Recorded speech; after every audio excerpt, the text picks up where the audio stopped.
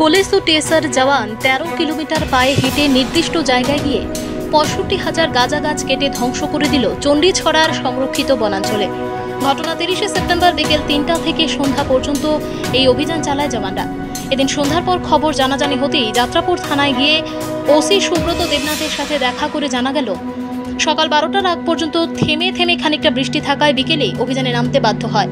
তিনি জানিয়েছেন 11 জন টিএসআর জওয়ানদের সহযোগিতা নিয়ে এই অভিযান চালিয়েছেন। এদিন সকালবেলা তাদের কাছে খবর আসে থানা এলাকার পূর্ব পাহাড়পুর পঞ্চায়েত এলাকার বুক চিরে পূর্ব দিকে নেউড়ামুড়া, কিছুটা পূর্ব দিকে চণ্ডীছড়া, ওখানে যথেষ্ট সংরক্ষিত বনাঞ্চল রয়েছে। চতুর্দিকে শুধু বাগান, একেবারে জনশূন্য এলাকা। 26 জন জওয়ান একটানা 2 ঘন্টা বেশ কয়েকটি বাগান কেটে ধ্বংস করে দেওয়া হয়েছে।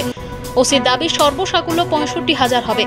ওনার সঙ্গে টিএসআর ছাড়াও সাব ইন্সপেক্টর অমর কৃষ্ণ দেববর্মা, বেশ কয়েকজন পুলিশ কনস্টেবল এবং এসপিও জওয়ান ছিলেন। একাধিক সাক্ষাতে তিনি জানিয়েছেন আরক্ষা দপ্তরের ঊর্ধ্বতন কর্তৃপক্ষের নির্দেশে নাকি ধারাবাহিক অভিযান চালানো হচ্ছে। শুধু তাই নয়, থানা এলাকাতে যাতে করে কোথাও রাবার বাগান গজিয়ে উঠতে না পারে তার জন্য পুলিশ সক্রিয়, এমনটাই অভিমত ব্যক্ত করলেন ওসি সুব্রত দেবনাথ। এখন প্রশ্ন হচ্ছে, সাম্প্রতিক বেশ কিছুদিন ধরে যাত্রাপুর থানা এলাকাতে যেভাবে গাঁজা বাগান কাটিং করার অভিযান চালিয়ে যাচ্ছে পুলিশ, এতে করে গাঁজা বাগান মালিকদের মধ্যে যথেষ্ট আতঙ্ক বিরাজ করছে।